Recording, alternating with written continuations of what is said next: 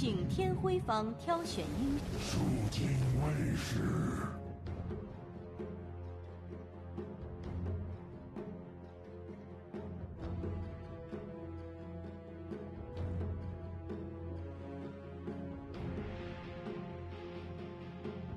还剩10秒，还剩5秒。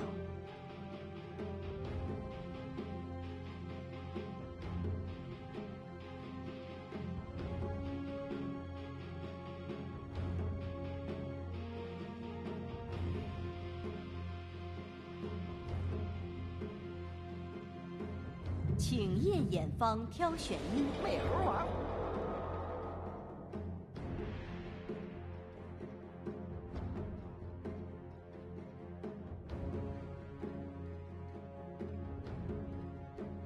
请夜眼方禁用英刚被收。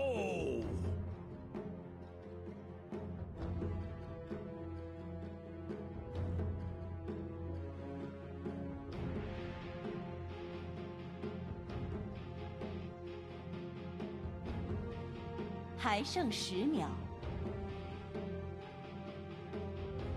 还剩5秒。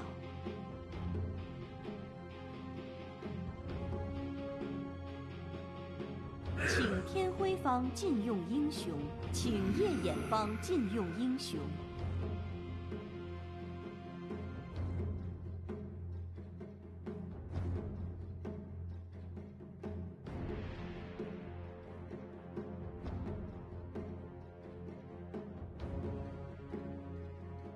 还剩10秒，还剩5秒。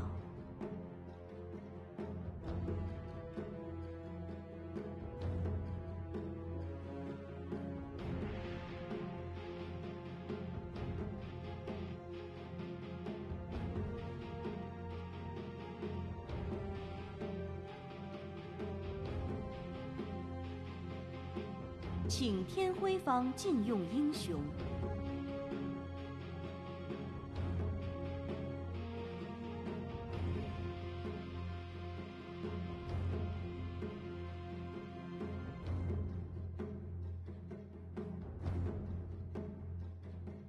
还剩10秒，还剩5秒。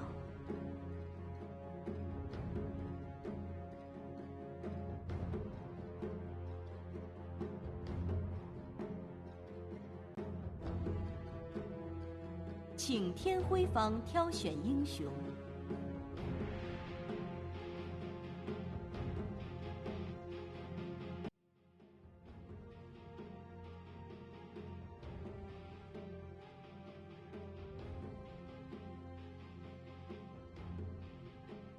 还剩10秒，还剩5秒。Uh-oh. Oh, okay, great, thanks. Yeah, hello, hi, how's it going, everyone? Apologies for the delay. Sometimes, you know, American ISPs just turn your internet off, and then that's it. That's the end of the game for you. So we do finally get back on. But yeah, and we're pretty much all the way through a draft already. It's Aries Aster versus YBB. First series for Aries Aster. And I know, Neff, you've done a little bit of research on these teams. Aster.Aries, obviously an incredible performance last year. You and I both thought they should have been in Division 1, but we could talk about that all day. How do you think these two teams actually stack up?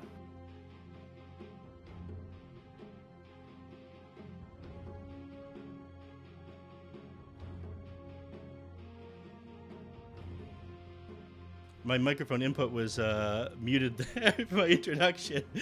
Anyhow, YBB, they are formerly Extreme Gaming from the previous season. They didn't do as well against Aster.Aries, but Aster.Aries has a different lineup. It actually different what their lineup is supposed to be for this season. It is going to be Phoenix standing in for White Album today, as White Album is unavailable.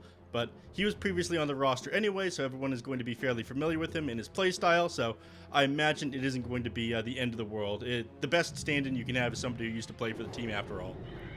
Yeah, absolutely. So yeah, I mean, we finished up the draft here. We don't really have a lot of time to talk about this, as you and I we're like scrambling to try and even get something onto the screen here. I will say the one thing that's a little bit interesting is that we have. Well, hold on. We'll see where they lock these in. Okay, so Phoenix is actually going to be playing the Lycan. Okay, never mind. That's actually not too weird. But yeah, Phoenix going to be playing the Lycan this game. I didn't have the biggest opportunity to look at the most of their draft, but we see Bristleback again. It was incredibly popular for YBB, so play with it against it. They're running this one a lot during the open qualifiers. They're also running a lot of Death Prophet, Weaver, Nyx Assassin. So one benefit that Aster.Aries has here is they've had a lot of games to go through, right? Yeah, Aster.Aries. absolutely. Aster.Aries, they've had the benefit of sitting, scrimming, going through all these games, and since this is like their first initial game here in the DPC season, tons of prep time. So we'll see what ends up being stronger here, whether it be prep time or practice of playing against multiple opponents, having to go through the gauntlet of those open qualifiers and play these super strong opponents. And YBB have been incredibly impressive so far. They've only dropped a single game in the last week and a half that we've been watching them. Yeah, that's the thing that's super impressive. I mean, this is an open qualifier team. They went 2-0 in their opening game, or their opening series against Neptune, which, as we just saw earlier, Neptune dropped another series. They're down to 0-6, so a very rough start for that roster that, just jumped into the DPC last second here. Meanwhile, like you said, YBB has had a really good showing, dropping only a single game over, I think, 4 series, all the way from open qualifiers all the way up until now. So they're looking really, really, really strong. Excited to see how this plays out for them because, yeah, I mean, it's always nice to see new teams into the DPC and then have them also do well. Yeah, absolutely. So this should be a real treat. Now, you're gonna have to let me know if there are any issues on my end, Ricky, as far as pushing the stream and whatnot goes, but everything should be smooth enough. Thanks to the feed that they're providing us over on Perfect World. I do like things being silky smooth. Absolutely, yeah. Nothing better than that. It's going to be Lou here playing position 1, Bristleback. His Phantom Assassin is something a lot of teams are worried about. Thankfully, they didn't end up giving that one up this game. Ember Spirit over in the mid, and Aster.Aries running things a little bit differently from a lot of other teams. I know Dream Protector has been a little bit more popular. I think it was some teams in North America running Dream Protector just yesterday. Yeah, I mean, we saw Treant Protector quite a bit in general. It's just certain teams really favor this hero, just because it's able to help slow down the enemy team. In this game, it is actually kind of important because you're against this Bristleback who wants to have a really early tempo, but you don't have a lot of tower pressure, and so the Treant Protector is actually a pretty sick pick here where it can slow this down quite a bit. Mm-hmm. Well. We'll see how much they're able to slow down, the aggression here from YBB and how many objectives they can take on their own with this Lycan. This hero was incredibly popular for a little while, but they ended up nerfing his Aghanim Scepter. They nerfed the Helm of the Overlord, but they still feel like it's strong enough to run here in the mid lane against Storm on this Ember Spirit. That's going to get confusing. We'll see the good old 3-lane setup here. Love this. Great stuff by the production. But yeah, the mid lane Lycan, initially I was a little confused, but does lane pretty well into the Ember Spirit. Doesn't really care a whole lot, right? Yep. Having the wolves on your side, they're able to do a lot of damage. He doesn't do a great job at clearing them out, and if you do get the denies off on the Lycan, well, thankfully, ooh, Enid in a bit of trouble down here already. Red Panda doing a lot of damage. Yeah, 0 armor Phoenix versus 97 damage Tree. That's pretty rough. Oh wait, no, Phoenix has 1 armor now, right? Yeah, yeah. Give him 1 armor. Yeah. Nice, Put some respect on it. Thank you. All right. 982 is going to be on the Nyx Assassin again. He saw so much success with this in the qualifiers. This and Weaver, a real bug main. Yeah, absolutely. Well, I'm not sure we're allowed to start calling him Bug Catcher 928 or something like that. That might be a bit That'd be nice, I'm sure he'll appreciate it, Man does a lot of work on his Nyx Assassin and his Weaver, though. Yeah, absolutely. As we've had the opportunity to watch. Up here in the top lane, Viper, 9-0 so far. Pretty solid performance. I mean, this is like the worst case scenario for position 1 Bristleback. Usually run this when you want to just pop off on the hero, and you're never going to be able to run people down. Like the moment he drops corrosive, he's onto you. You stop building up your stack with your warpath. You can't turn your back on him all of a sudden. Like things just go bad for you so quickly. And when they counter your position 1 so heavily with just like a single hero, the game becomes pretty rough.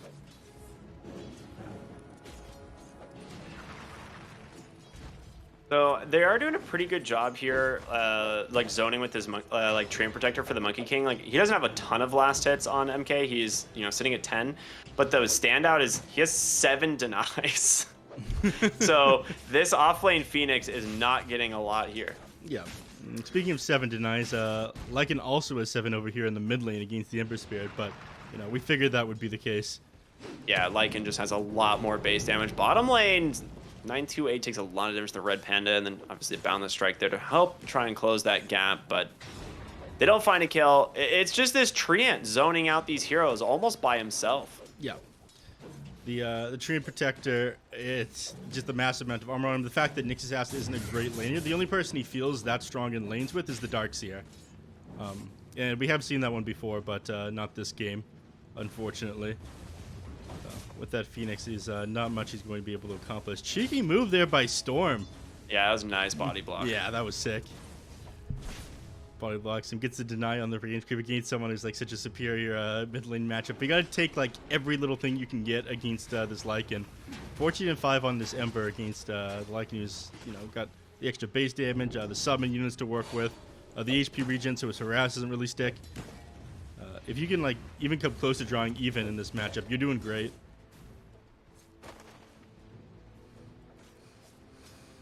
Enid, bold move to go for this Urn of Shadows as his first item. Rain?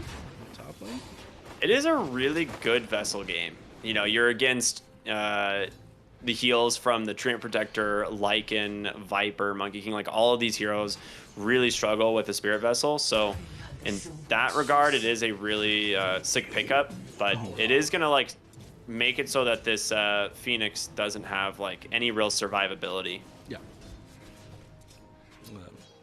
If he gets an early kill, great. He's got a lot of dots he can drop on the enemies. The early Spirit Vessel is great, but like you mentioned, it doesn't really walk away outside of using dive. He's kind of put all of his eggs in the urn basket here. I'd be down for an urn basket. Urn basket. You know what urns are used for, right? It's like two carrying things, like 2 things to carry stuff, Yeah, but urns are usually used to carry a very specific thing. Yeah. That's fine. It's like an Easter basket, but, a little bit more morbid. Yeah, a little bit more morbid. Back on topic of the game. He's got himself his boots finally. He's going for a wand next down here, which makes sense. Treant Protector's been spamming out his skills. Monkey King, I'm surprised he hasn't gone for multiple points in the tree dance. Like Primal Spring? Yeah. Yeah, the Primal Spring.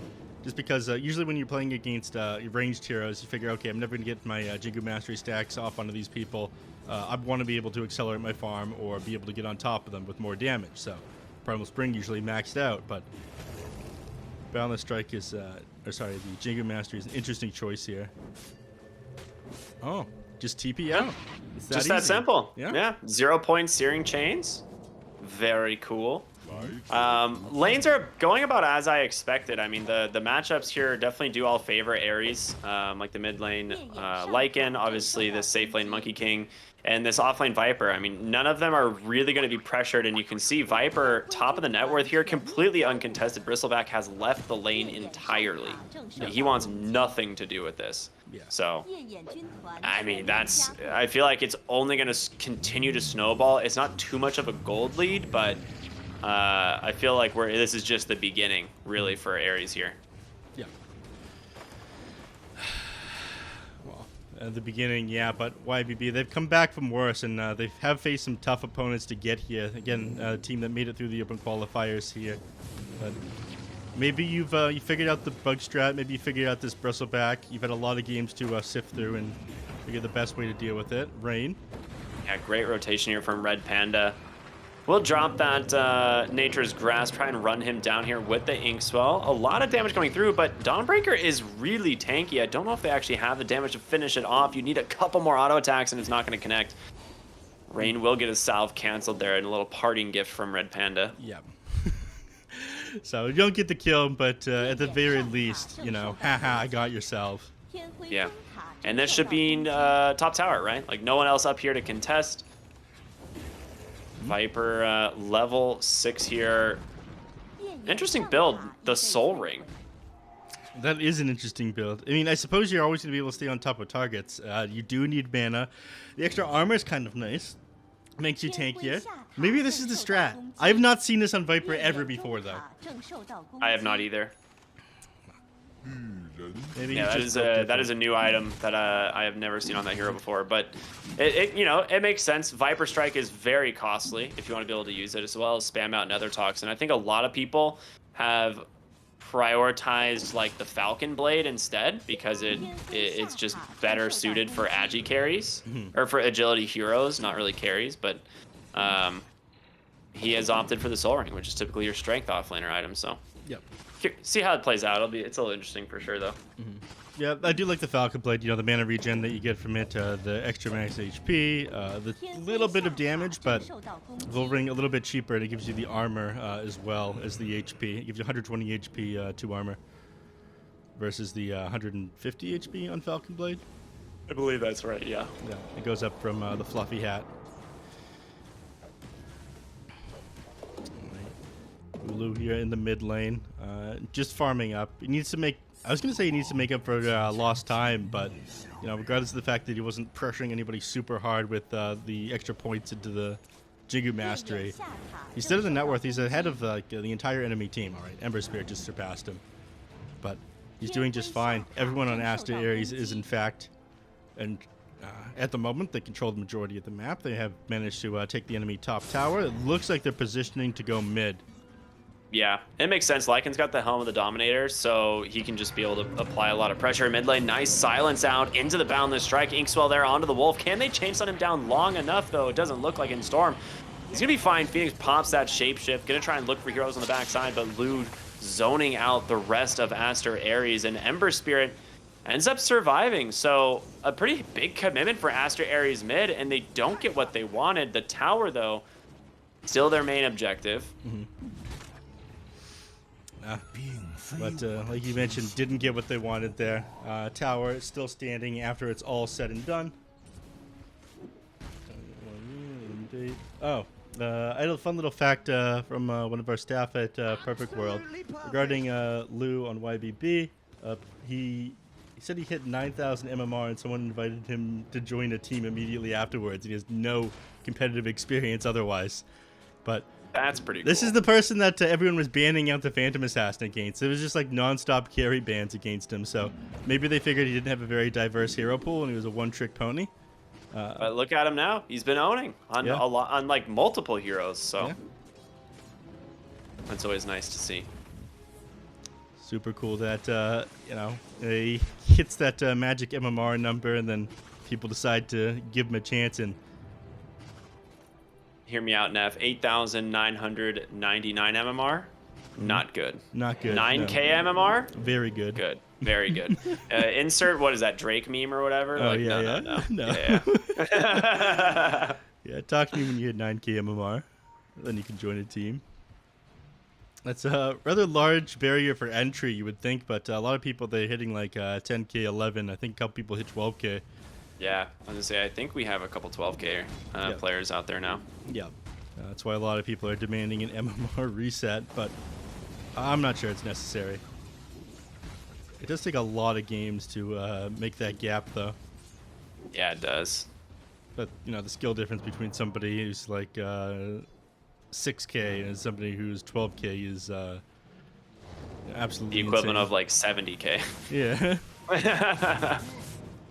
Neff, I don't know if you've noticed or anything, but it is 0-0. We are 12 minutes into the game, and we still don't have first blood. I know. Normally I'd be complaining about how I'm bored, but I've been trying to... I've been waiting for Aster.Aries to pick up the pace. I think that the main thing they're waiting for is this helm of the Overlord and the Lycan, and once they have that, they've got a lot more power to fight into the Aster.Aries heroes, and... Or sorry, the YBB heroes, and they don't have super easy heroes to fight into and commit on. Like, if you try to jump the Bristleback, it's one of the worst heroes for you to start. They can disengage with a... Overgrowth is just finally it. The Inkswell comes in, does find the Phoenix. They don't even see it. It's a two-man soul behind the silence as well. Dawnbreaker joins the fight, but I don't know if she really wants to be here as Phoenix. Gonna be able to just chase her down here with the shapeshift. A nice clap there from the tomato. And Rain will go down as well. Ends up being a fantastic fight there. And finally, we get our first blood, Neff, just before the 13-minute mark. Yeah. And I was just about to go off about how hard it is to commit onto YBB heroes with, you know, Spike Carapace on Nyx's Acid, or the Phoenix Egg to reset, or the heal on the Dawnbreaker for the disengage. There was like way too many issues, but they took that one a little bit awkwardly. They didn't get the Phoenix Egg off. He was like caught between half their team there. They're gonna go for this though. Yeah, they just dropped the egg super aggressively, trying to just stun up this Viper, but they don't manage to do it. But they're continuing the dive as Storm goes in. They take down two really fast and continuing the chase here. Monkey King up in the trees, debating on actually trying to fight this, but the Ember Spirit, quite scary. He's gonna just remnant out. But all right, a nice return, a nice response rather from YBB, but no one is, they still haven't taken a tower. Like, mid towers are still standing. Yep. It's I mean, it's not so bad. They managed to find 2 return kills when they tried to dive onto them there, and this is kind of going to be your strength for YBB for the next little bit. But I don't think that the Bristleback is going to be an amazing carry in the super late game against a Lycan, Monkey King, and Viper. Like, Lycan is such an easy time getting away from him. Your Nasal Goo isn't going to be able to slow him. He's got too many units for you to deal with. Like, eventually a Quill Spray becomes a bit of a non-factor once he has things like Assault Cuirass. The Helm of the Overlord Aura gives you a little bit of armor as well, and all of his units just have way too much HP. You know, a Silver Edge on any of these heroes as well, the Lycan especially. I think that's something easy to get. Him or the Monkey King, because, you know, everybody picks it up right now. It's not just good because it provides break, it's good because it's such a high DPS item. All these things are going to kind of factor into make YBB's game kind of hard. And there it is. First tower gone. And I'm still trying to put pressure onto this bottom tier 1. But that's going to get healed back up by the Treant Protector. That's a miserable part about playing against this hero. You need to do this all in one push. Exactly. You can't slow push the towers. You have to get the tower early. Aiden did go back for a Midas after the urn, so he's not going to finish up the vessel early, and then has a Shiva's Guard queued up, so not really what I expected out of the Phoenix build. He's got big dreams. Big dreams. Shiva's Guard, first real item. Not even to finish the Spirit Vessel. I like it. That's a man who knows what he wants, and he goes for it. Hell yeah. Well, top lane, they're going to find the Dawnbreaker here. Phoenix ends up getting the kill there with his Wolf, surprisingly. Yep. One thing that's been really cool is Phoenix has done a really good job at keeping the Wolves around the Grimstroke, like microing them towards the Grimstroke so they have like this Invis Inkswell target, which is just, yeah, there it is right there. He just puts one and just walks it around TK the whole time. So it's really, really cool to see. I'm really curious if he has like shared control on them and TK's like just microing one of them. I think we asked one of these questions in an interview before, didn't we? Yes, but I don't think it was about this specifically, and I don't remember. I forget what it was about. It was no, IO tethered to somebody else's Helm of the Dominator creep. Like when his teammates... Oh, is that what it was? Yeah, and it turned out the carry player was just microing the Helm Dom creep, and it wasn't the IO, which is so sick. Yeah. That's what it was. Lulu on his second Mithril Hammer, as is tradition for any carry. You build a Maelstrom, you build a Basher eventually, you need a BKB. When in doubt, build another mithril hammer.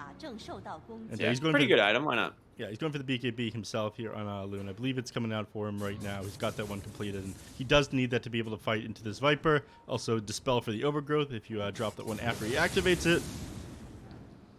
No. Actually, a big fight here. The Wolves able to scout this out on the high ground, but they did have a sentry to scout it, so they disengage for now. Ooh, in comes Storm with the DD rune. Doesn't actually get a Searing Chainsaw quite yet. He just gets silenced. The Grimstroke holding him down, and in comes Rain there, able to try and keep him alive, top him up. The Overgrowth from Red Panda and the minions being sent right back in. Storm up onto the high ground, but he just jumps back down. Sunray in from the Phoenix, able to keep him alive. He's got no egg left, and 2 heroes fall for the side of Aster.Aries as Lu zones them out pretty heavily thanks to that BKB. But they managed to get out with just a fraction of HP, and it's so difficult taking these fights onto these heroes when when you have to jump them. I mean, when the fight is on their terms, you're fighting into the Bristleback, you're fighting into Dawnbreaker All, you're fighting into Supernova. It's so hard. I'm not sure they're going to be able to take any objectives of their own, and I don't think they win this as the game goes on. But as to Ares, I think they want more out of the map right now, but it's too hard for them to close in on any of the zones that YBB control. Or yeah.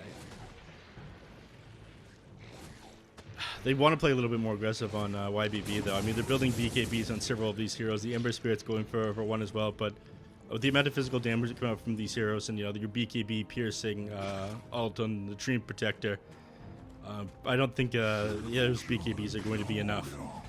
Yeah, I think you lost the lanes a little bit too hard. I mean, it's surprisingly still close. Like, it's 5-4, only a 2k gold lead for Aster.Aries, a slight XP lead for YBB. I do think a lot of this game is going to come down to Lu's Ag's timing, because they don't really have a way of dealing with this Lycan. But if he's able to just like run at these other heroes and kite them out, like waste the Monkey King BKB or get on top of Grimstroke, I think they can do it. But you have like this small window of you have to use this BKB and get kills, otherwise the Viper is just too much, right? Yeah. Which is an issue of its own. If you get kited around for the duration of your BKB, then you just straight up lose the fight. You can just Viper strike him as soon as the BKB comes out, and then what do you do? Or Overgrowth, and he's just stuck in place. If you wait for the BKB. Top lane Nyx trying to find Phoenix here. In comes, oh, he misses the Impale thanks to the Inkswell on the Invis Wolf once again. And now a big fight breaking out as Ulu hits a huge 2-man Boundless Strike onto the Nyx Assassin. He's going to fall to the backside of the fight. You've lost Grimstroke inside the Wukong's command, though. They just get melted, and now Lu on the run. Should be able to get out of here. He still has BKB available, but a fantastic fight there for Aster.Aries. They're going to turn their attention on over to Roshan. Yeah, and there's not much they can be able to do about this one. They do still have Supernova available, but under this Rosa with that Howl, all these heroes here, they're going to bring it down way too quickly. I'm the Overlord, providing everyone this bonus damage as well. You try to take a fight into these enemy heroes when you're not defending, all of a sudden it all falls apart. Yeah. And Aegis will go over to Ulu, of course, the Monkey King. Gonna feel even safer now, has the BKB Maelstrom. I'm assuming after this, well, I'm actually curious what he builds after this. Probably the Eye of Scotty, I think, this game. You'll see the Eye of Scotty on this Monkey King here. I mean, it's good for the same reason that like a Spirit Vessel would be good this game, right? You're playing against a lot of heroes who have heal. You're fighting into a Sunray. There's the Dawnbreaker. You can stop them from turning these fights around, and you're a lot tankier. It makes it easier for you to front line. And it's going to be you hopping into the beginning of these fights. Viper sits a little bit far back. Lycan usually wants to be doing his own thing on the map. He doesn't want to be like the initiator in the very front because he doesn't have enough HP. With a lot of gold on the Helm of the Overlord. So Monkey King going for items that lets him stay on top of these targets and tanks them up. Does make sense. Yep, and they're looking to push this top lane. The thing is, like, this Helm of the Overlord, the reason this Lycan pick is just so good is there's only one hero that can kill this creep, and it's the Bristleback, and it's not like he kills it fast. He has to stack up the Nasal Goo, which is, like, where that Aghanim Scepter becomes so important, and Phoenix just has free reign to push these lanes. Yeah. 928 here on the Nyx. Getting some vision here. They have a ward as well, pretty much revealing the whole team here. So YBB using this time to try and farm out bottom jungle, but I'm surprised they're actually getting as much out of the map as they are. I am too. I mean, they're doing their absolute best here. They are kind of keeping up for farm, and I think that's because Aster.Aries knows that they can't go too aggressive or walk into any areas that YBB are holding, but it'll continue to change. Eventually they'll get this mid-tier 2 tower, they'll get the bottom ones, and then they'll be boxed into their base a lot easier. Smoke ups into the mid lane. Lou ends up actually missing with the Inkswell there, and they're gonna be able to grab him on the backside. A full Remnant commitment there from Storm, and the egg comes down as well, just gets blown up by the BKBs. And now you're stuck inside the Wukong's command once again. Storm, no way out. The classic, what do we call that one? The NA special. You fully commit, no exit plan, and ends up going down there to Aster.Aries. And again, the Inkswell, oh wow, ends up finding the creep there with the Quill Spray, but still forces his BKB. Tier 2 tower in the mid lane goes down. You got 3 kills in the process. Last one, TK did buy back. But not an ideal fight, and again, your map is shrinking right now. You're going to continue to fall further behind. I need to trying to set up something here on Ulu, but no. Without Ember Spirit alive, I don't think he's going to be able to find the kill. I mean, he is just alone, but they walks right into a sentry. They bait him out, and 928 goes down, but they've also managed to find the one on the backside. He doesn't have the BKB. He committed this to survive last time, and this is just the Viper counterpick. You see safe lane Bristle, and you're like, yeah, okay, we can just take an off lane Viper. Why not? Yeah, they were way too far behind. There wasn't anything they were able to do, unfortunately, and now... This game just spiraled. Look at the net worth change. It was just about a 1 to 2K a couple minutes ago. Now a 6K advantage. They've still got the Aegis. They're knocking on this tier 3 tower. And the Sunray doing a lot of work, and you do have this Shiva's Guard completed, but Unid... We saw what happens in this last fight. He pops the egg. They just rush it with the Lycan and the Monkey King BKB. There's no way keeping that thing alive. You don't have like the Mars, which is what we normally see this hero paired with. Yeah. I mean, you can like kind of pair it with the Dawnbreaker ultimate. Like you can try to threaten them to walk out of the Solar Guardian away from the egg sometimes, but they don't have tons of cats. They don't have that ideal setup, and they don't have the best way of keeping them off the egg, and the attack speed is only going to improve for a couple of these heroes. The Viper's going to be able to... Viper's got his BKB, Monkey King has BKB as well. Like staying on top of this egg is going to be fairly easy now. And yeah, this last set of towers here in the bottom lane, this is what they want to go for next. And at that point, we're going to start to see the net worth lead for Aster.Aries swing really far out of control. Yeah, and this is again what we're just seeing out of the Lycan, just able to clear up these waves with very little commitment, and there's just no way to stop them. Ooh, they actually scout Storm for a moment. He will Remnant away, and Ulu still sitting on this Aegis for another 20 seconds, so he'll probably just wait for this to expire, get all that regen, start buying towards his next item. Meanwhile, Phoenix on his way to an Assault Cuirass, so that's huge. Yeah, I mean, this is something that they wanted to work on. That'll make it so much harder for Bristleback to be able to bring down even the supports in these team fights. All that extra armor that he's providing. I mean, there's a bunch of tools that are giving people extra armor. I think they should just hang on this Ring of Aquila for a while. Especially if they have so many summoned units. It's significantly reducing the impact of this Bristleback and what quills are doing. Well, it's... Yeah, there's on Lycan, like once he has this AC up, he's just has so much minus armor as well, because the Howl plus the AC will just ruin the side of YBB. Like none of these heroes are very high armor heroes, right? You have a strength carry in the form of the Bristleback, who pretty much relies on things like Vanguard, and I think he has an armor talent, and then he's got the the Dragon Scale, but Ember Spirit, not particularly high armor. Nyx Assassin kind of is, but Phoenix Dawnbreaker, no chance. So, like, if Lycan's able to get on top of them, get this Howl off, they're gonna take so much damage so fast. Yeah.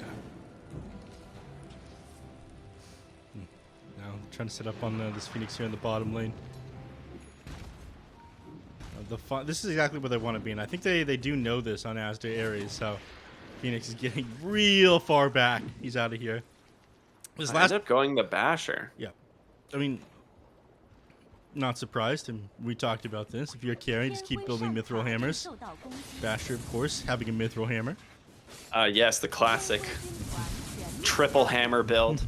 Yeah, I mean, he's got the MKB coming out, the true role play here coming out from Ulu. Of course, you don't actually have your weapon when you start the game. You need to build it. Your hero Yes, gets the he's full power. the only hero in Dota who has that buff. You know, like once you build the Monkey King, his damage output actually goes up quite a bit. It's a secret buff, you know, not listed. You have to pay for a Dota Plus Premium, I think, for that one. That's another thing.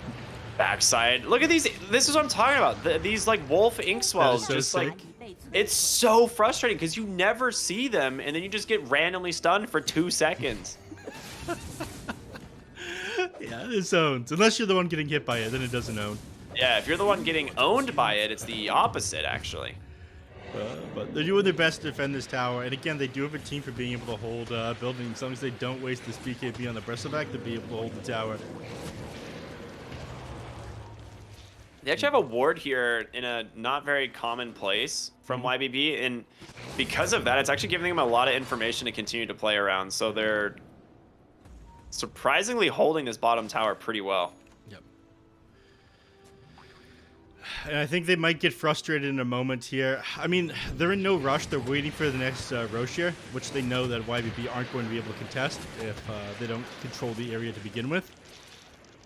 But they've really got not a ton of other places to be. I mean, they're at the very least farming up their triangle and the mid lane and harassing these enemies and farming a bot, while YBB are just kind of sitting here on all of their heroes. So you slowly lose net worth because of the pressure the Aster.Aries are putting on you. And of course, Lycan. He's got the Assault Cuirass now, so he just goes ahead and shoves in this mid lane, chipping them ranged barracks correctly so that it's, you know, yeah, unhealable damage, right? So able to do what he can. Oh, Viper picked up the shard, so he now can poison attack towers for the minus armor as well. So this was like, they're starting to basically get to a point where they just have so much minus armor that you will not be able to fight an Aster.Aries. Like, anyone won't be able to fight an Aster.Aries. Like, you get like 3 poison attacks plus Howl and the AC. Any hero is in the negative zone at that point. Yeah. And they haven't really had time to build themselves items in order to counter that out. Looks like Aiden probably need to get up out of the washroom or something like that. But, Ricky. Yes. They defended that Rax, but they lost the bottom tier 2 tower. And I think the bottom tier 2 might have been more important because that's the only thing that's going to prevent Aster.Aries here from getting mega creeps. That's true. The thing you also have to think about is the fact that at any point Phoenix can just like take a base, like take any lane of barracks. There's not really an answer to this hero. Like, you only CC is like Nyx Assassin into Ember Slight Chains, and eventually he's just gonna build a BKB. But for now, if you commit to any area of the map and Phoenix is not there, he's just gonna pop the shapeshift and go take an entire lane of barracks in a matter of seconds. Mm-hmm. So we'll see. I mean, they have full map control here on Aster.Aries, about a 9,000 gold lead. There hasn't been a lot of fighting, but it has just been a slow bleed here for YBB. Yeah. And next, Aster.Aries is going to turn their way over the Roshan. They don't know his respawn yet. It was a very quick respawn, but I don't think that YB are going to be able to take the fight into them. And if you just have Viper sitting on top of the hill with that Aghanim Shard where poison attacks the towers, then I don't think you're going to be able to commit on him and defend. He's just going to start ripping apart your tier 3s and your Raxes. And yeah, there it is. Wolves. They scouted out Aster.Aries. They're actually kind of here. 928 walking up, but... Whoa, he has an Ags on this Nyx Assassin? Okay, that's actually pretty huge. But, I mean, just look at the amount of damage he takes just from, like, these summons plus the minus armor and stuff. Like, he is just getting wrecked. And in comes the Overgrowth, a nice Impale on out.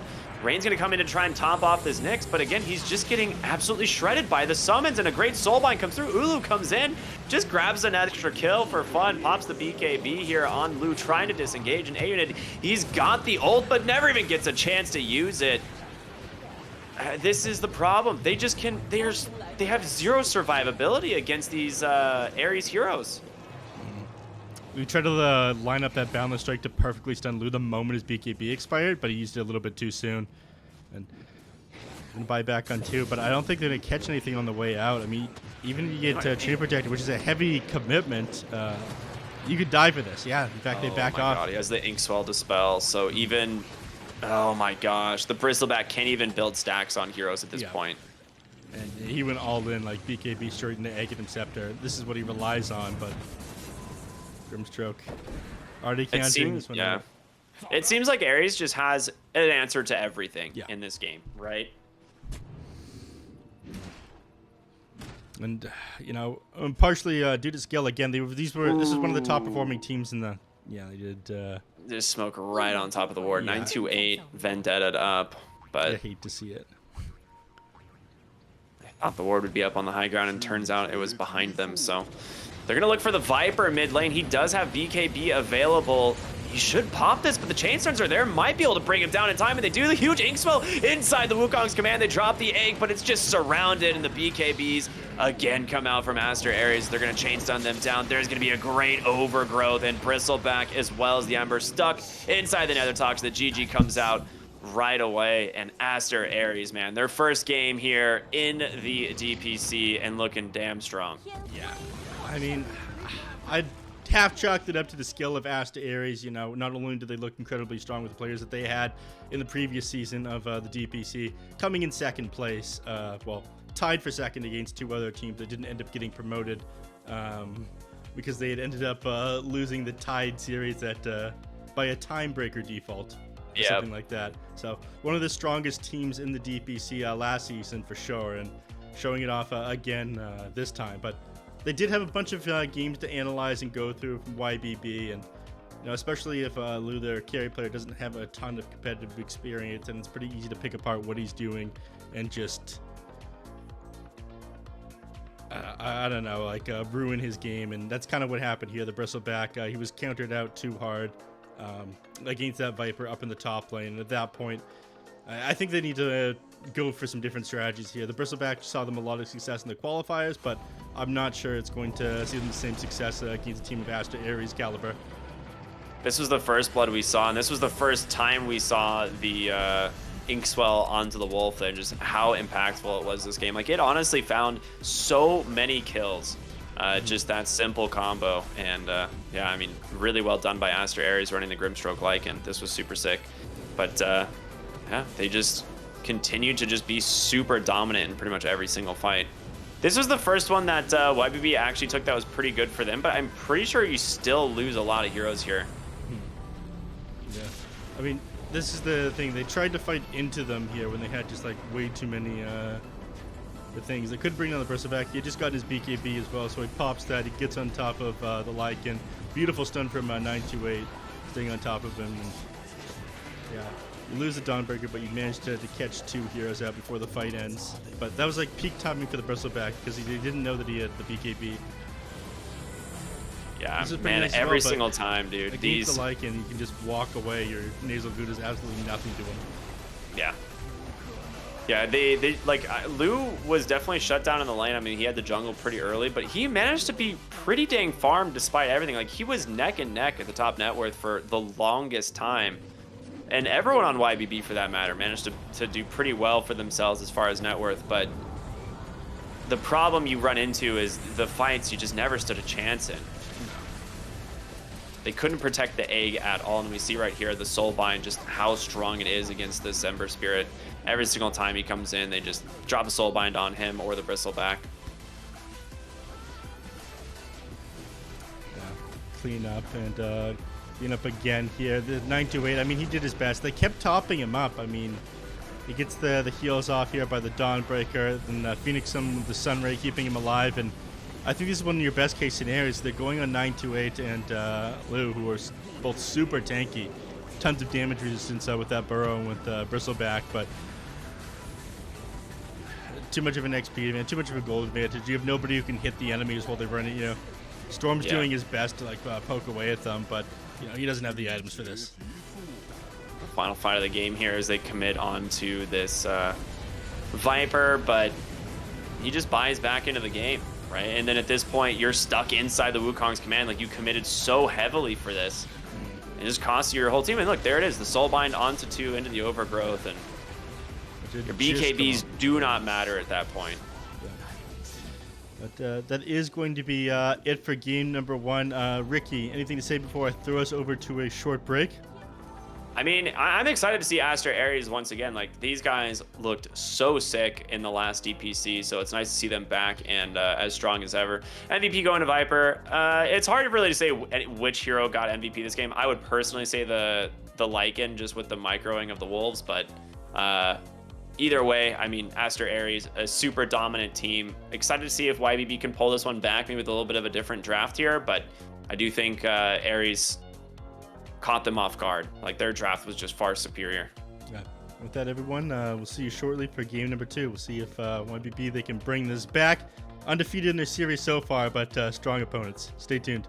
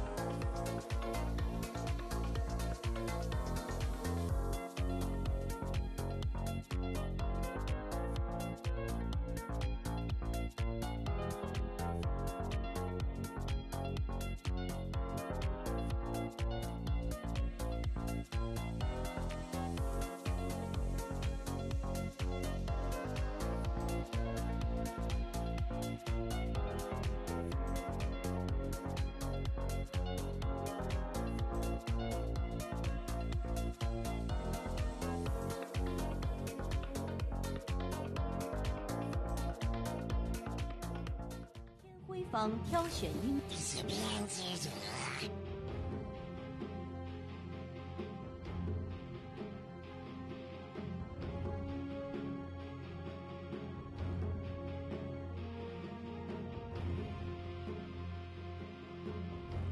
还剩10秒，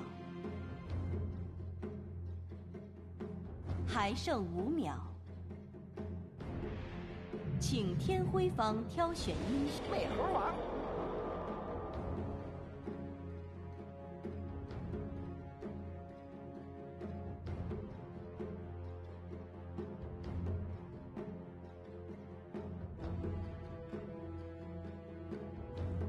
还剩10秒。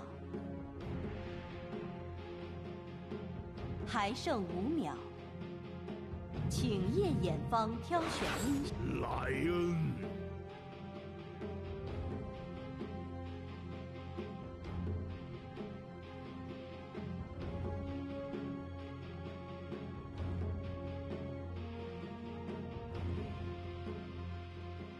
还剩10秒，还剩5秒。Go ahead, Ricky. Be my guest. Oh, wow. Would you look at that? Hello, everyone. Welcome back here to the CN DPC. My name's Cryptic. I'm here with Neff, and we're going into Game 2 here of our second series. Obviously, big shout out to Snare and Drag and Drop for covering the first one today.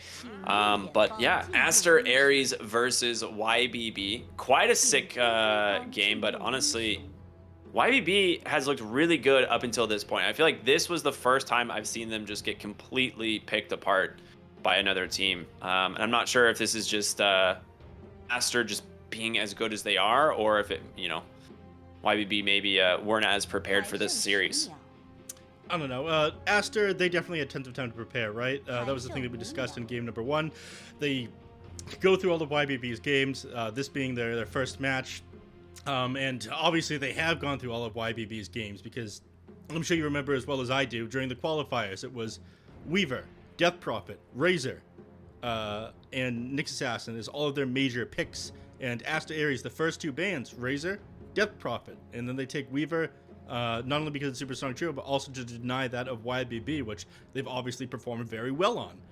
Yeah. So they're not giving YBB an inch here. There's absolutely no mercy. I mean, that's the way that you want to start off the DPC. They're hungry. They almost made it to Division 1 last time before they had to play these tiebreakers, which I'm sure broke their goddamn hearts.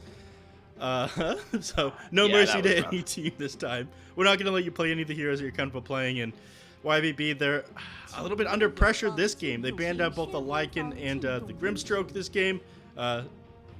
Lycan ended up just being too much for them to play against, it seems like. Yeah, I mean, this was... I'm like very surprised that they got shut down as hard as they did. But the Lycan Grimstroke combo was so good, and it was executed basically perfectly from Aster.Aries. I'm surprised they would ban both of them instead of just one, because I do think like the big issue here was the fact that like Grimstroke paired with the Lycan was too good. So maybe just ban out the Lycan and then you know, let it go. But they actually just removed both, but that means they get Mars Weaver on the side of Aster, which is 2 heroes that are almost never available at the start of a game. These heroes are almost always banned. Yep, they are. So to have them get these 2 is pretty insane. These bans now on Aster.Aries, the Abaddon is a little bit weird to me. I mean, the line he's run is a 4 and a 5, but it leads me to believe that they plan on picking up even more Disable on the side of Aster.Aries if they're wanting to get rid of this Abaddon. And they ban out the Tidehunter as well. I mean, we talk about this one a lot as well, the fact that Abaddon is one of the better counters to the Tidehunter when he's played as support, because as soon as the Ravage comes out, you pop your Borrowed Time, you drop the Aphotic Shield on your carry, and immediately the 2 of you are dispelled. And the Ravage feels just like completely worthless. The 2-man Ravage, which a lot of time feels very good, not useful at all. But they banned out the Lifestealer themselves here on YBB. Also a little bit awkward because amazing hero against Mars, as we talk about a lot. But they want to run the Viper themselves this game. They saw what Aster.Aries did and went, I want that to happen in my game. Yeah, I mean, this could just be a safe lane Viper. We did, I mean... In the NADPC, it was attempted. It did not go very well, but I don't think it was necessarily because it was a safe lane Viper. I think it was just a skill difference on the two teams. So we'll see how this ends up. What all was NA it? teams are equally skilled and perfect at Dota. Oh, of course, yes. As you know. Yeah. But yeah, I'd be curious to see if this ends up being a safe lane Viper. I mean, they do respond with the Juggernaut here, so not a good matchup for the Viper in the off lane now. Yeah. Yeah, able to get break those poison attack stacks on you instantly. Corrosive. Oh god, I wanted to say corrosive haze, nether toxin. There's too many like weird poison related abilities in Dota. Yeah, there really are. Anyway, the nether toxin, just able to get out of that, stay on top of the Viper. You get a very low movement speed hero, so it becomes very easy for Juggernaut to run you down as well. When you see the Witch Doctor picked up, though, that's scary. All of a sudden, you don't want to run a melee offlaner. The hero is so strong inside the lane. You get hit by a cask and you get run down by the Juggernaut, who's just spinning on top of you. Like, cast Maledict, spin your no matter what. You need an escape ability for that. So yeah, this has been such a old school combo, honestly. Like this has been something that's been around for so long, and you do have to pick an offlane hero that can deal with this well. Otherwise, yeah, you're in trouble. Yeah. So, YBB, they got to change up what they're doing here. I mean, Viper is going to get owned, and then any physical hero that's like plays close to the lane is going to get owned by this as well. So they don't have that many solutions here. And you can see how uncomfortable they are at this point. Yeah, absolutely. The Phantom Assassin pick here does mean that this is probably going to be either a mid lane or an off lane Viper. Mm-hmm. At this point, I would like them to just... Actually, Vipers, like, you probably do have to run it in the off lane here, but it's just not going to be dominant. It's just going to probably draw the lane, hopefully not lose. Hopefully not lose. Everything good? There's a strange pause. I thought something broke on your end. Oh no, sorry. I can see you looking around. Sorry, no. Someone in Twitch chat was like, "Stream's muted," and I was like, "No, it's not, is it?" And it's definitely not. So we don't have to worry about it. Yeah, Just we don't making make sure that mistakes other than the scuffed boxes that I just put together. But we're not going to talk about that. We need our production guy, We had so little time. It's fine. Yeah, no, it's whatever. All right. What's important is that we are running no frames dropped, and we're on the last ban now, last pick for each of these teams. They get rid of the Ember Spirit on Aster.Aries. They feel like, okay, Storm, he's good enough on that hero. We don't want to deal with that. He was one of the major problems in the last game. He did better than he had any business doing in the mid lane. It was like a sick deny, like body block they did onto the Lycan that one time too. Yeah, I mean, he's a really stylish mid laner. He's really surprised me. I mean, even last DPC, he did really well, so... I'm excited to see him back in here, and honestly, I think you do need to ban out his heroes, which is like why we see, his Razor respect banned like right out of the gate. They even ban out his Bat Rider, his Ember Spirit. Yeah, well, I think Death Prophet was mostly ran by A-Unit on YBB, but like, that's right. Yeah, but still, like you just if you can control Storm and not let him get ahead and pop off in these games, I think Aster.Aries is in a pretty good spot. Ricky, you got it all. You're handsome. You got a great memory. You can do play-by-play. What does it feel like? A burden. A burden. I see. All right. It's like 5,000 to 10,000 hours of work that got you to this. All right. They ended up banning out Storm, exactly like you said, against Storm. So not something they want to deal with. But I'm thinking that they might go for something more spicy here. They've got, this is very likely going to be a support Monkey King. What if you just picked up a Magnus for YBB instead? I mean, your Phantom Assassin needs to pop off this game. And, there's heroes on the backline for you to jump. You can get on the Weaver, you can get on this Witch Doctor. Depending on what this last hero is for Aster.Aries. They only have a couple seconds of reserve time. Yell out what they pick. What do you mean? What? Alright, it's Lena. Yeah, pick up the Magnus. I want to see it. You'll get owned in the mid lane, but the PN could just pop off this game. Ooh, Magnus is actually not bad. But you do have to pick something that can... honestly, Magnus is not that bad into Lena, because you just, like, can go jungle with Empower. Yep. You just and, like, give up your tower. Yeah, he has a lot of base damage. You can go for, like, early armor and bracers. Mm-hmm. I'm actually about it. I'd be okay with the Magnus. All right. Well, Magnus has fallen off since TI happened. Horn toss not nearly as good as it used to be, because someone looked at that and thought, you know what, that's a good skill. I'm gonna pick Magnus. And then they made Horn toss not such a good skill anymore, as it doesn't stun you. It just slows you by 100%, so it's very easy to play around it. To be honest, it was North America who thought it was good, just for the record. Once again, we're going to take credit for that one. It was definitely NA who was running Magnus for like 5 months before TI. Yuma in particular. Yeah, it was all over the DPC. Yeah. People ran it. Yuma, my favorite North American player. He's honorary North American. Don't take this from us. Yeah.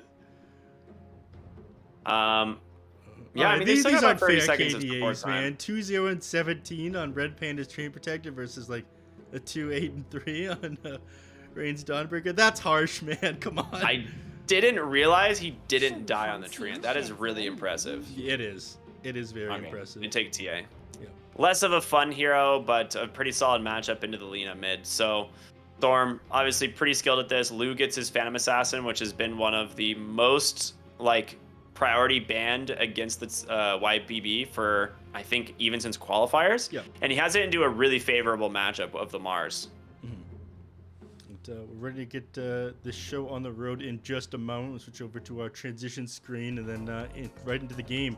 Now, it would be disappointing to see YBB go out like this. They've grown on me a lot more since they were Extreme Gaming, I gotta say. When they were Extreme Gaming, I was sleeping, but when they remove from their team on Extreme, and then they make it back to the DPC through Opens, and they win almost every game, that's real shit right there. That's pretty that's good. When you win me over. Yeah, that's just the determination, and it's a sick storyline, and I do like me some underdogs, so definitely rooting for YBB. I want to see them do well, just in general.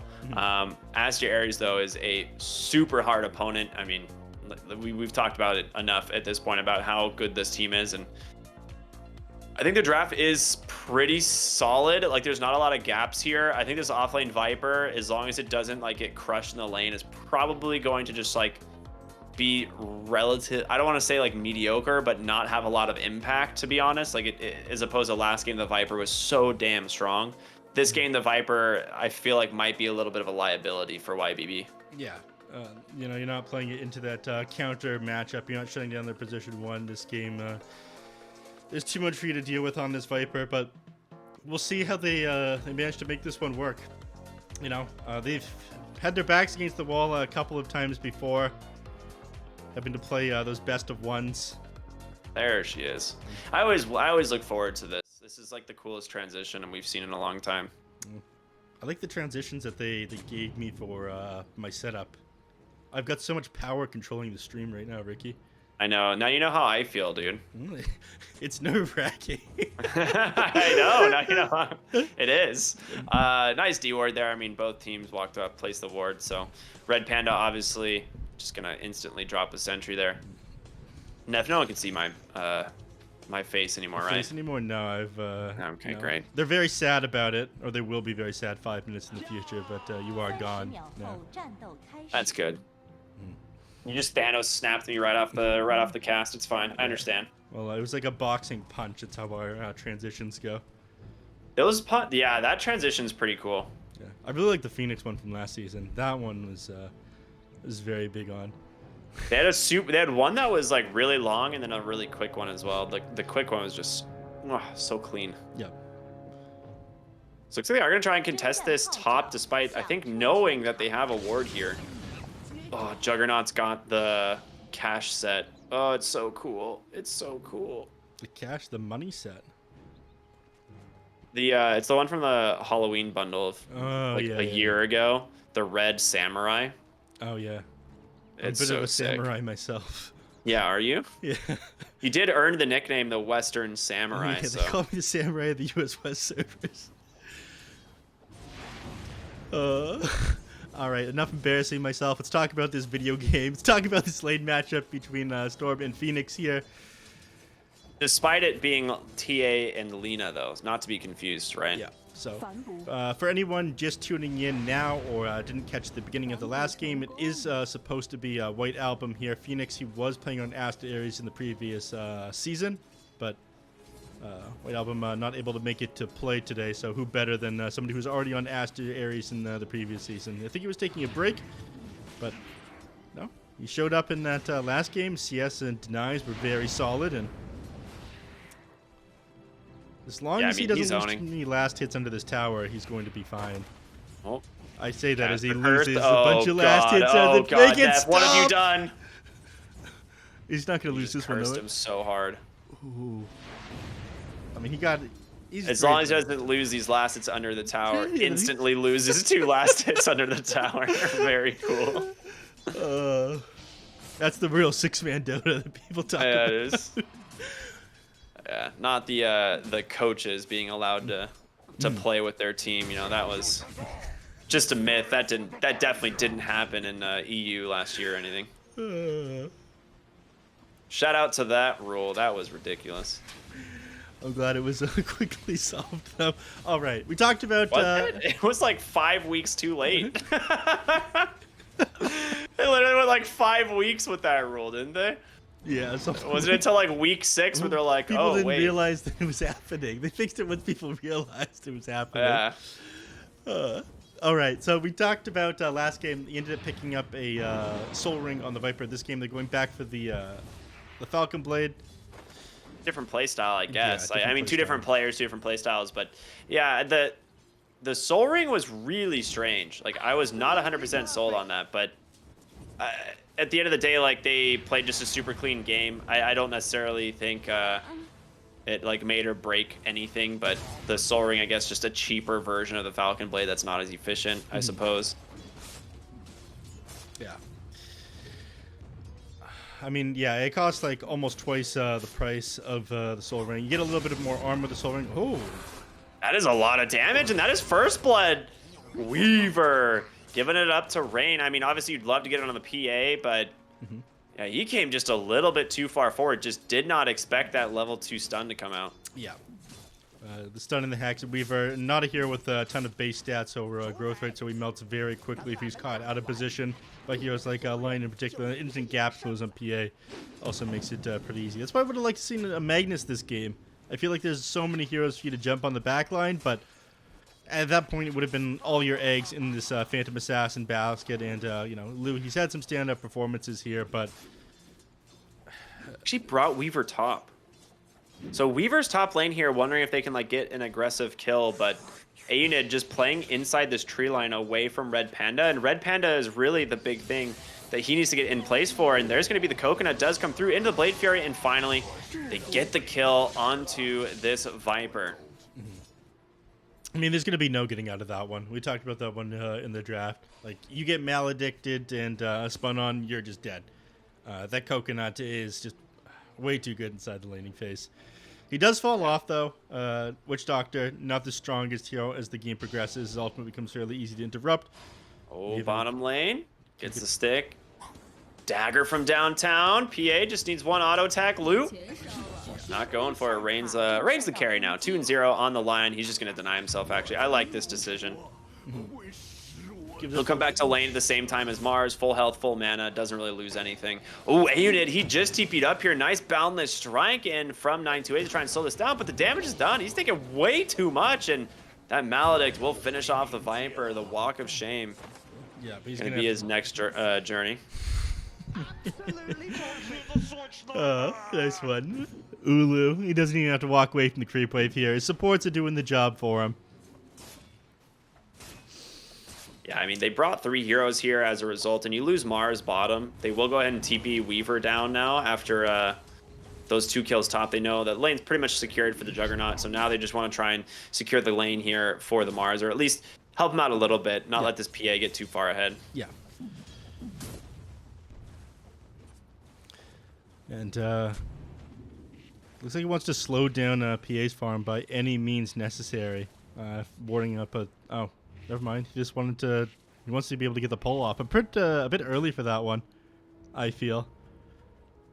doing those pulls, but I think Weaver feels a little bit helpless with how far forward he's being pushed and the fact that he can't do any dragging, because that's usually how you play this here on position 4, is playing with these camps. They do. 928, too far forward. I mean, this is such a kill threat lane. Yeah. And Viper, I don't think he's going to be able to stand his ground. He's kind of tanky with 3 branches and Falcon Blade, but no boots yet. So we're actually getting ready to go on the Viper here again. It looks like he drops that Nether Toxin, doing a decent chunk of damage on over to Red Panda, but I don't know if they're going to be able to finish him off. He's just getting topped off by the Healing Ward. There it is. The Boundless Strike comes through as well, but A-Unit still ends up falling in the end, and Ulu loves these little skirmishes. Yep. It just gets him further and further ahead. Staying on target here. And they, lose Lion. They lose the Viper. The question is if this Templar Assassin can have a good enough game to make up for the fact that Viper is not going to have such a great one. Yeah, I mean, that is hard to say. Like, the Storm right now is in a pretty good spot, but mid lane actually might be in trouble. Oh, nice stun there from Rain. That would have... I don't know if it would have absolutely killed him, but it would have been close. Rain dove now underneath the tower, but able to get the bug off of him. And there's no mana left on TK to continue the chase. So Storm going to come back and clear up these waves. Boundless Strike, nice rotation in there from 928. Even comes in on the Phantom Assassin. The Coconut bouncing back and forth. Lou in some trouble as the Urn comes in from TK. Chase him underneath the tower with that Sakuchi, and TK trying to find the PA, but he's not going to be able to do it. Storm gets the kill. He's managed to survive under the tower. Just barely enough HP regen between the Ring of Health, the tower regen. They couldn't finish him off there. It was so close. I think he dropped to like 2 or 3 HP at some point there. But Weaver obviously didn't calculate that one. And again, you don't expect... you'd expect him to finish it off, but the damage, it comes out so slowly from the Weaver. You throw your Sakuchi out once every couple of seconds. You hope that the Urn's going to tick them down. But when they've got the Ring of Health, it really makes the heroes too tanky, too much sustain. Yeah. I mean, that really put the Templar Assassin right where she wants to be, right? Top of the net worth chart here in front of the Lina. PA is struggling a little bit, but all these rotations did make a lot of space for the Mars, who's fully recovered. I mean, he is doing pretty dang well for himself, and obviously the Viper, not so much, so. Yeah. So they're going to need to find a way to rotate heroes down here, but it's not going to be the Templar Assassin. She's not a hero that goes and ganks somebody like Mars. Viper could do it, but he is a slow Sky Snake. His wings are, absolutely pathetic when they flap. He doesn't move very quick at all. Yeah, his wings only flap really when he's attacking. Otherwise, he's a slow boy. Yeah, 320 movement speed. It's hard for him to get on top of this Mars and run him down. 928, no. Yeah, he's sitting under a ward. He did not know, and ends up holding off on the spear. Allows this Lion to potentially save the monkey. Okay, no, he just drops the arena. He's like, you ain't getting out of here, bud. Nice attempts from 928 to try and escape, but overall, Aries pretty much dominating here once again. 5-8, a 1k gold lead. It's really only the Templar Assassin that's having a good time. Yeah. I mean, PA needs to have a better game than this. I mean, it is a good PA game. There's a Lina, there's a Weaver, there's a Witch Doctor, which are just going to be food for you as the game goes on. But with how much better of a game these cores on the side of Aries are having. Ooh, the Omni Slash comes into A-Unit, and they just drop that Maledict right on top of him as Ulu gonna be able to find the kill. I mean, he can't TP out. 928 is here. There's the Boundless Strike. The question is, can they actually kill him? It's not an easy one to find, but they're going to get a rotation in. I'm not really sure who that TP was, but it did get canceled. And now Templar Assassin coming top instead is... There's your Blink Dagger. Okay, I was like, I don't know how Storm gets in, but yeah, Blink Dagger picked up there on the TA makes that quite easy. So solid pickup there. Yep. You did lose Phantom Assassin bot, though. Yeah. Took advantage of the fact that there was everybody in the top lane. They go, all right, this is just going to be a free kill. We can get this tower as well with a quick rotation. They do exactly that. PA's game, not great. Templar Assassin's doing well for himself, but I don't think that if the PA gets shut down and it's just the TA farming, like you can build a Heaven's Halberd on this Mars. You can save people with Weaver once he gets an Aghanim Scepter. I don't think the Templar Assassin being super farmed by yourself is going to be enough. But it's going to be the TA show, it looks like. She's got to carry her team. The Blink Dagger does let her be a little bit more active earlier. You just got to make very good movements around the map as far as like when she goes to farm and when she's got time to find kills. Good attempt to take down 928. Commits the death ward as well, but I don't think he's going to take out there. Yeah, I think you're right. Normally we don't see the Blink Dagger this early on the Templar, right? Isn't it? Do people most of the time go the Deso first? Yeah, they go the Deso like almost every game. Once in a while you'll see the Blink Dagger, but very rarely these days. Deso is just so much damage, but I think that you do struggle to get on top of the targets and blow them up without this Blink Dagger. So Lion setting something up, then Templar turning the fight around is how they're going to be making space for this PA. They're going to go for a unit again, Red Panda. I think he's waiting for a couple of these creeps to clear out before he throws the coconut. Yep. There it is, Coconut into the Maledict, going for the TP. Blade Fury, I don't think it's going to be enough. He's definitely safe in the fountain here. Yeah. So I do force Viper out of lane. They don't get the kill. They clean up the catapult. Tier 1 tower, about half HP. Overall, not bad there for YBB. No. I mean, you forced the Viper out of the lane, but yeah, getting out of that one safely space made for the Phantom Assassin. It's the name of the game right now. That and Lion wanting to use this finger. He's been holding on to it for about a minute and a half, almost 2 minutes now. And P is going for a Battle Fury this game, and it's going to come out pretty slowly. Yeah, that's a big pickup. But again, like you said, it's going to be a while. She's very underfarmed compared to where we normally see. Well, we talked about the golden number, having the 5K net worth of 10 minutes. And that does not help. That does not help. That is the opposite of helping. That is an arena into a bots from Phoenix. Yeah. Cleaning him up with that Laguna Blade. And yeah, it's going to come out even slower now.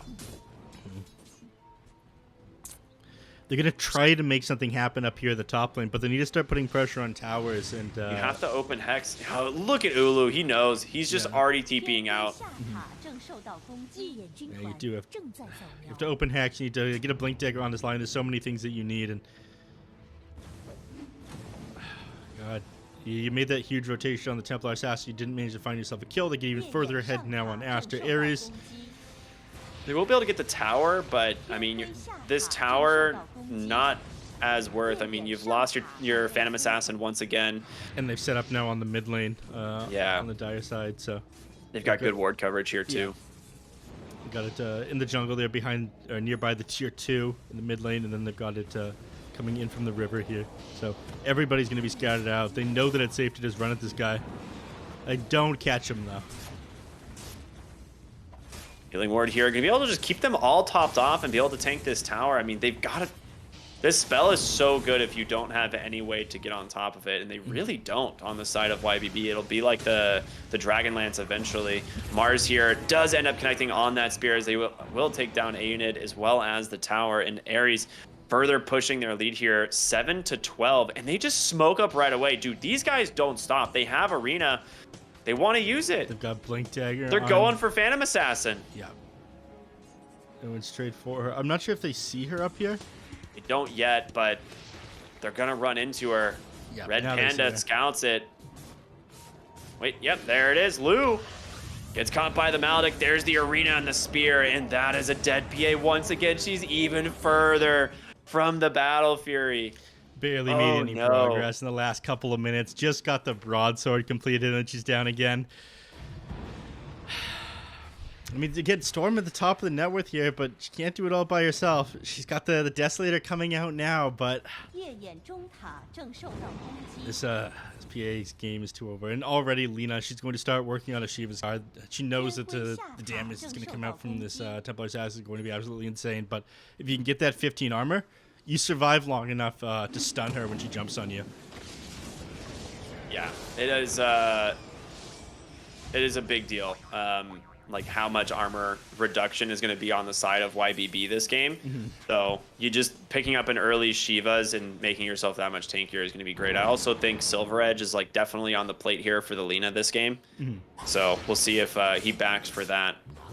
Lou is, oh my god, he is still like, what, 1,400 gold away or more. Yeah.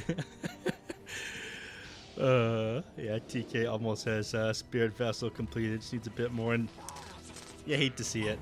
Oh, there goes Lou's courier. 被击杀。 The good news is he's right here, so he can just pick up the He looks item. focused though, despite the fact that everything seems to be going wrong for him this game. It doesn't have focus. He doesn't like. They don't seem tilted at all. They're just playing their game.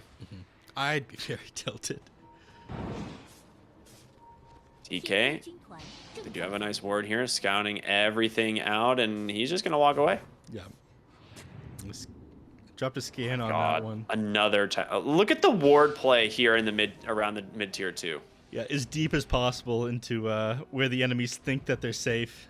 And to manage to get one of them dewarded, but if anyone exits their base right now, the Dire are going to have vision. Arm. He has a DD, but it doesn't matter. He walks right into a stun, pops the illusion rune, trying to take down Phoenix, but he doesn't get him. Yeah, not quite enough damage. If he had that Desolator, he might be able to grab the Lina kill. Now, straight into Roshan, and they're not going to be able to contest this, not without their highest net worth hero. Everything is on this Templar Assassin. There was just no way. Yeah, they have healing ward, they have the bugs. Mara's going to come in and He's help got this one out Arena as well. yeah, he's still got Arena. He's still got Spear. If you try to contest this, you lose your entire team and the Roche. Oh, they end up just... Oh, no! No! He jumped Into the into arena! the tree! Oh. It pushed him over the cliff into the arena after the tree fell, and he dropped that arena after the... So he dropped the arena as he pressed tree dance, and the tree got cut by the arena. And so then he got stunned and then got pushed inside the He got Roche pushed pit. to the cliff, but then he got displaced into the Roche pit because there wasn't enough space to have him displaced there. Oh. You know, it do be like that sometimes. Sometimes it do be like that. Oh, that was sick. This game owns, man. You know, Well, you now have an Aegis on Juggernaut, so Yeah. it's gonna be that much more difficult to kill him. PA still working on that Battle Fury here, 17 minutes into the game. I mean, this is just so rough for them. And Jug, he's got what looks like the Manta style. And I can't see the other item, but probably a BKB or something there, right? No. He's got the Manta style, and I think it was Scotty that he's working towards or something. Oh, okay. Or Silver Edge. Anyway, they ended up taking out the Weaver up in the top lane, but tier 2 towers down in the bottom lane are going to open up Outpost and to wait. Very ambitious DP. Oh, it's a Basher. Okay. Yeah, Maelstrom and yeah, Basher keyed up. Not bad. I think Red Panda's trying to take this opportunity to... I don't know what he's doing. I guess he wants to sort of farm up a little bit of XP. He's got basically... Oh my goodness. How does he know? How did he know? He probably saw him drop the ward down. But, you know, for him to be watching that... When you're good, I mean, you're good. maybe YBB dewarded on his way up or something, or on their way up there, and he just like guessed that they placed a lane ward. I don't know. Yeah. I have no idea how he saw that.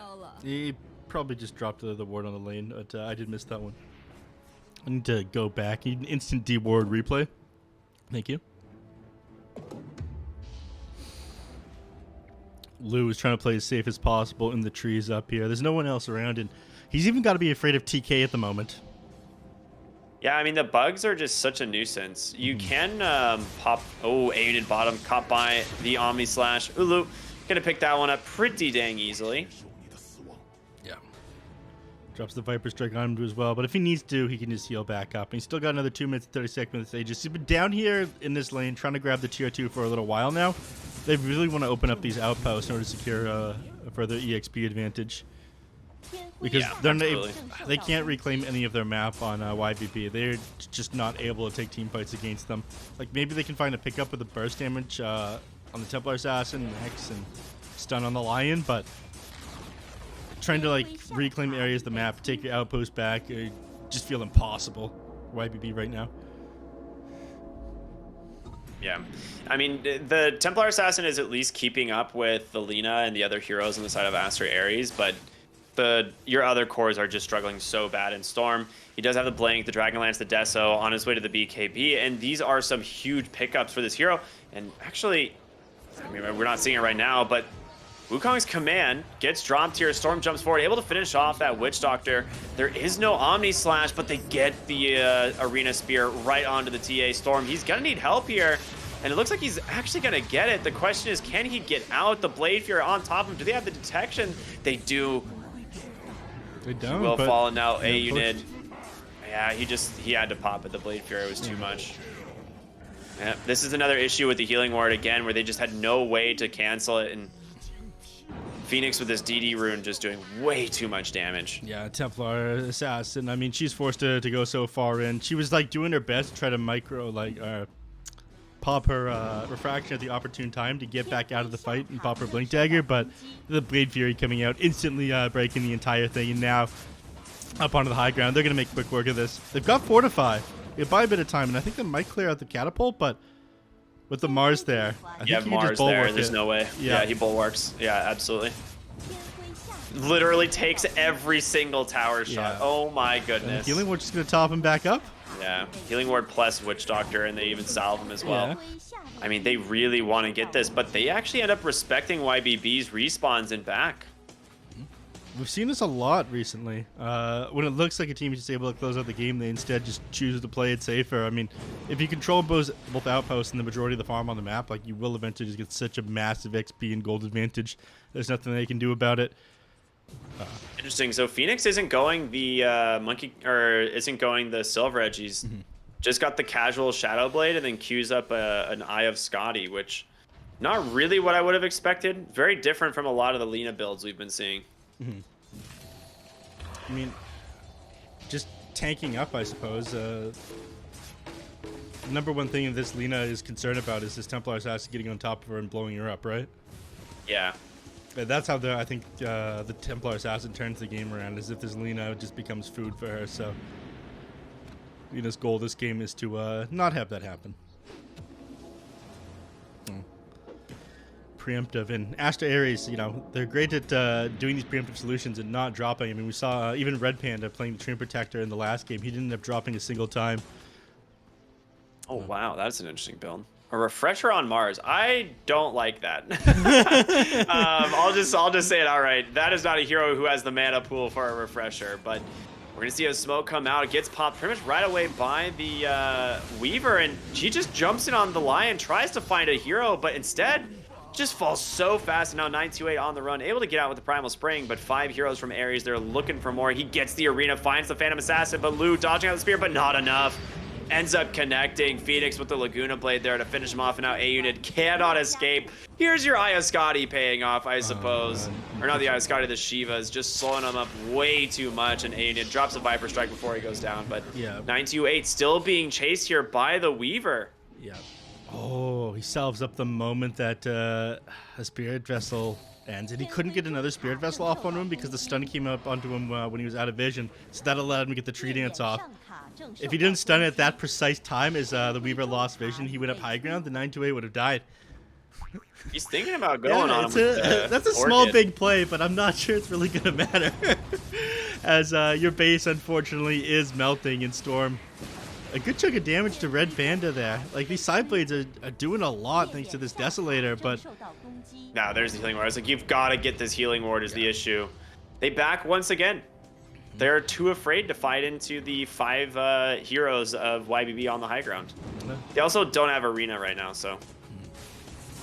why give up anything this early? I mean, Aster.Aries up 1-0 so far in this series, the first game of the tournament. They want to play this as careful as possible. They've had tons of 7.30 to analyze. They have tons of YDB games to analyze. They're sitting right next to their tier 1. Yeah, they're going to smoke up. Head to the mid lane. They see Viper. There's the arena spear. Perfectly done by the Mars. Just trying to set this one up on the backside of the arena. They've managed to find the TA, but a great stun onto the Lina, giving him the time just to get that BKB off in Storm. Can he make it out? He gets Omni Slashed and bashed down. He has no way out, and they just drop the GG right away. That was the BKB from this Templar Assassin, and she just dies in a single Omni Slash. Yeah, the big reveal of that one, and that is going to be an Aster.Aries. They take their first game of the DPC 2-0 against the team that was, you know, formerly undefeated, only dropped a single game going through the open qualifiers in these best of threes.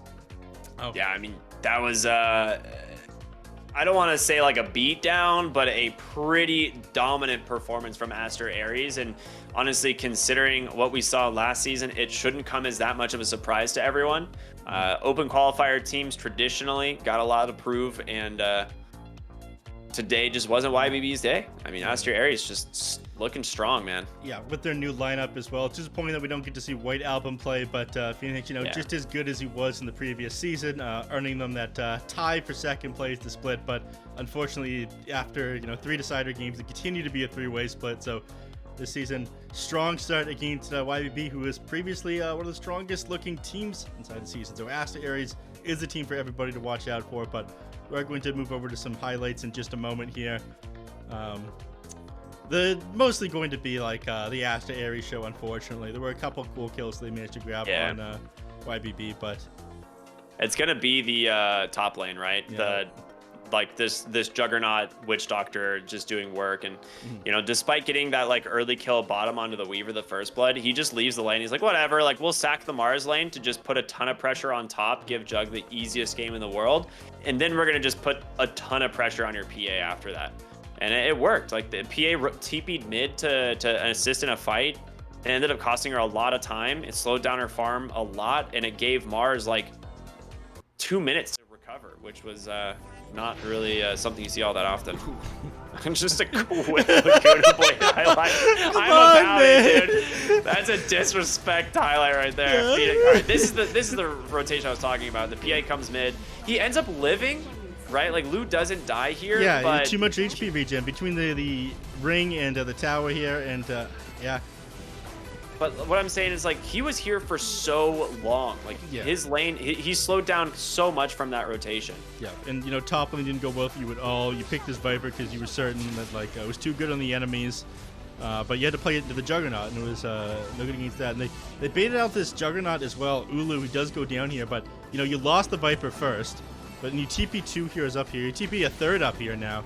And PA also dies bottom simultaneously, right? Yeah, they say, this okay, well, like, everybody should teleport to the top lane. We can do whatever to this Phantom Assassin. They can't punish us for it. So, Aster.Aries, map awareness. Ulu probably called that one out. Guys, follow me top, take a tower, kill the enemies. I don't care what you do. Just do something. Yeah, this is the unfortunate DD rune here, and Phoenix just happened to be smoked up and block the Laguna Blade with that refraction, but with that Juggernaut on top of you, it didn't matter too much that you negate a lot of that damage. And oh my god, look at him pushed into the Roche pit. Ulu's like, oh, hello there. Oh man, that one was rough. And this was like a nice pick off by Storm, and this is like when like Storm is really strong, but they just hold the arena. And there's just no way to get to him. Like the rest of the team just. He did his best here. No, see, he was waiting for the blink data to come off with cooldown, then pop the refraction. But with the Juggernaut on top of him, disabling his blink, he ends up getting spun down at that point. Spear. Yeah. I think it saved Lu a little bit of time. Actually, does he get out of here? Oh God, yeah, he does. Yeah, Lu gets out, but the rest of the team dies. They like the Phoenix like cuts off the back line with the DD rune, and they're just like, oh nope, we're definitely not going to be in this fight. Meanwhile. TA's like, come on, guys, like, come help me, please. Yeah. And yeah, just running out of non-stop. This Phantom Assassin never came online enough. Missed these skills, but didn't matter. He's melted. Then there's the Shiva's Guard. Too much slow coming out onto this Viper. He can't even walk away. He doesn't have any armor to survive these attacks, and Phoenix confident enough to just walk up to the high ground. Yeah, and again, like the cross the map chase here from TK. Yeah, and then again, he stuns him and then walks up into the high ground with the Spirit Vessel off him and ends up giving him enough time for him to get his Tree Dance on him. So, here's the end of the game here. I mean, the PA finally gets like this BKB. He walked too far forward into the Lina, but she couldn't get the attacks off on Lina because of that arena there. Yeah. And that was the major issue. And at that point, I think Storm realized, okay, I messed up. I wasted my initial BKB charge. That was going to be my only opportunity to get back in the game with a BKB reveal. Yeah. I mean, they were just too far ahead, it felt like. And it's going to be Mars for the MVP. I actually do agree. Like, if he just ruined the PA's game. And this is normally one of the best matchups for the Phantom Assassin because you win the lane and then you come out ahead and then he just, like, doesn't ever have, like, a good time, like, playing into you. But it just didn't work out. Phantom Assassin just got crushed. Yeah, and Aster.Aries, the beautiful, flawless victory with their introduction series here into the DPC. They're looking as good as they did previously. I love to see it. I thought they were robbed last season, but what can you do? This time they'll get promoted. They're looking to get promoted. Whatever That's what it is, right? They know they're like, we're a good enough team, like we can do this, and I'm excited to see how they do going forward. I can take a look at when they play again. Let me see here. I definitely had that somewhere. People would love that. Their next game is going to be December 5th. So this Sunday, they're going to be up against SHENZHEN, which is also a really strong team so far, as they are undefeated, 4-1, 2-0 technically for in matches. But yeah, so that'll be a really sick series. I'm curious to see how the other open qualifier team does against Aster.Aries here. But that is going to be it for us tonight, everybody. I had an amazing time. I was hoping for a more competitive series, to be honest. I wanted that to go to 3 games. I maybe overestimated YBB a little bit, or I underestimated Aster.Aries in their new lineup. But we're going to switch over to an interview. And hello. Ricky, anything to close out the night? No, it's fun to be back. A short night for us. I mean, normally we're here quite a bit longer, so kind of just in and out, I suppose. But thank you all so much for watching. I always appreciate it. Again, hope you enjoyed the broadcast. My name's Cryptic. Neff, the man of the hour, this for saving the stream, basically. So big claps for Neff. Thank you, brother. What did I do? What? I don't know what I did. Oh, it's our production guy, Jerry. He doesn't. Yeah. Oh, it was Jerry. I'm sorry. Yeah. Shout out to Jerry. That guy. What a wondrous man. That's going to be it, everybody. Thank you for tuning in and enjoy your night. 我回忆一下那差不多吧，就是看到了就转了，猜到了然后就转了。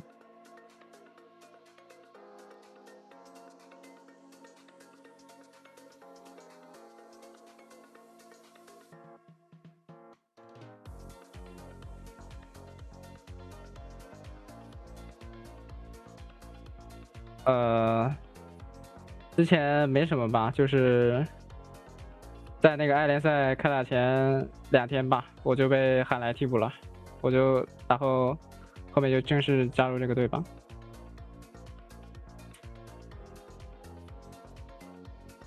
那应该算我们教练吧。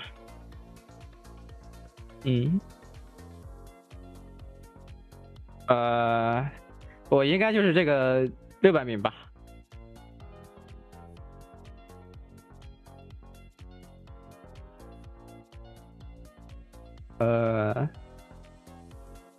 擅长的英雄，我跟你说，我喜欢玩的嘛，我比较喜欢紫猫火猫吧。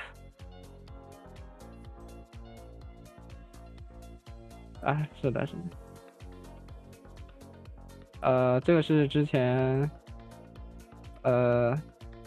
很久以前打 DOTA 1的时候，然后学别人的 ID 吧。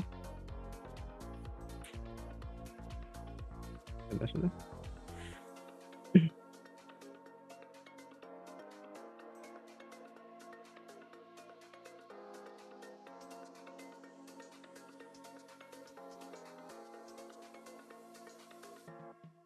感觉大家贡献都挺多的吧，就除了我比较混一点，感觉我的队友们都很厉害啊。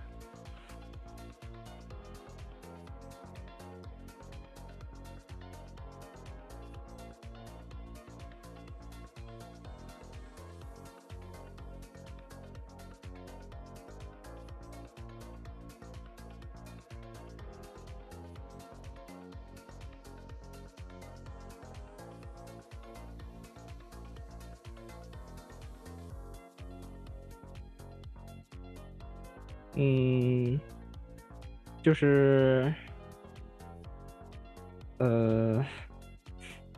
是会负责 BP 啊，然后教我们一些东西吧，就很没有，我们作用很大。